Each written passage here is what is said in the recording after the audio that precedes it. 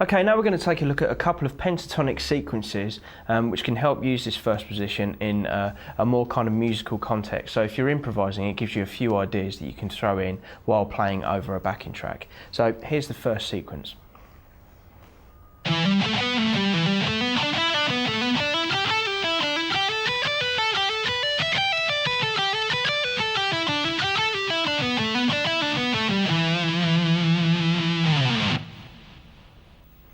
Okay, to start off this sequence, we're going to start on the 12th fret on the low E string, and we're going to hammer onto the 15th fret.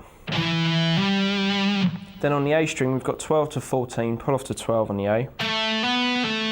Then we've got 15, pull off to 12, hammer onto 15 on the low E. So all together. Okay, so that's the pattern that we're going to be doing from each string. So that started on the low E string. We're now going to carry on with that pattern from the A string, and we're going to do this.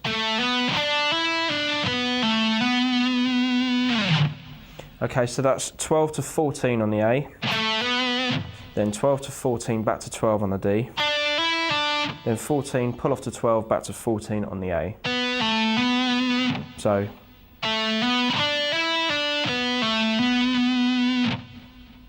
Then from the D string, we've got 12 to 14, then 12 to 14, back to 12 on the G, 14, pull off to 12, and then back to 14 on the D. So. Then we've got 12 to 14 on the G, 12 to 15 on the B, then pull off to 12 on the B, then 14, 12, 14 on the G. So far we've got this.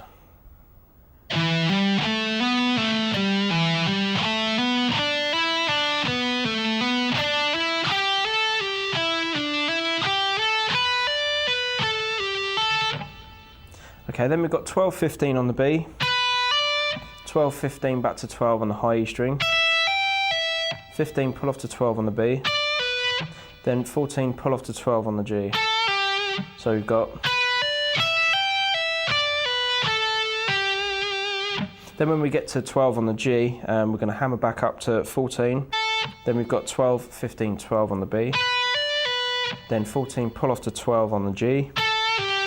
Then 14, pull off to 12 on the D. Then we're going to hammer on to 14 on the D again. 12, 14, 12 on the G. Then 14, pull off to 12 on the D. Then 14, pull off to 12 on the A. Then hammer on 14 on the A. 12, 14, 12 on the D, 14 pull off to 12 on the A, and then 15 pull off to 12 on the low E. So that last part slow should sound like this.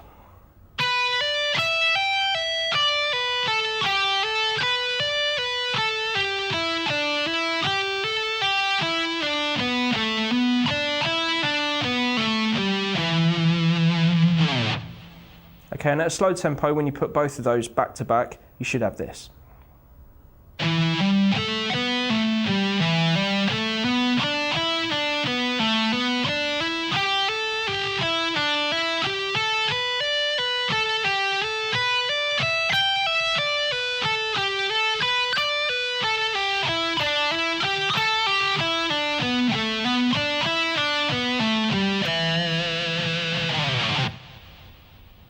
Okay, here's another pentatonic sequence you can try.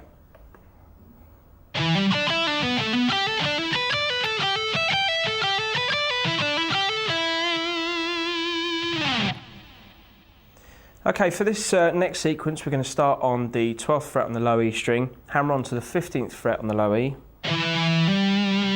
then skip over the A string, and we've got 12 to 14, back to 12 on the D, then 14, pull off to 12 on the A, hammer back onto 14, then skip over the D string and play 12 to 14 on the G. Okay, so at a slow tempo we've got this.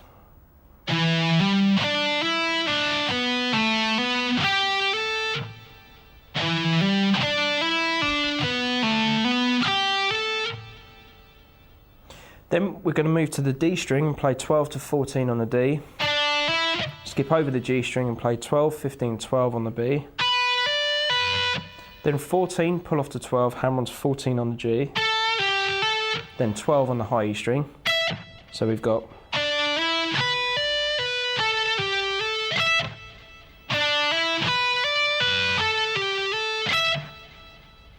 then we've got 15, pull off to 12 on the high E string, 14, pull off to 12, hammer onto 14 on the G,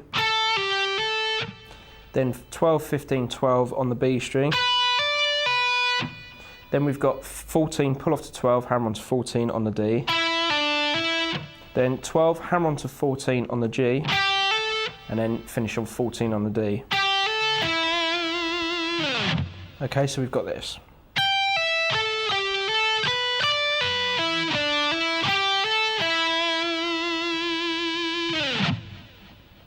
So at a slow tempo, the whole sequence should sound like this.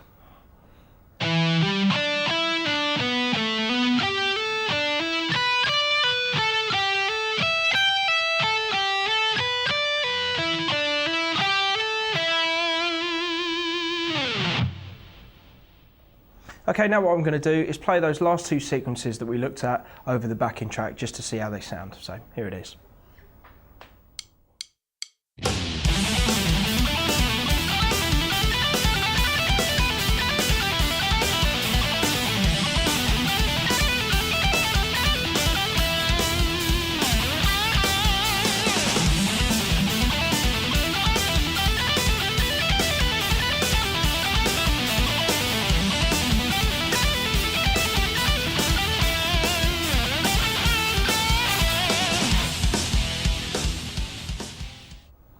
Okay, so as you just heard me play over that backing track, you can hear that those sequences fit quite nicely into the groove, and you know, it's something that you can kind of do on a repetitive basis, or you can join up licks, you know, so like bending or doing any sort of like double string licks, you know, with using these sequences.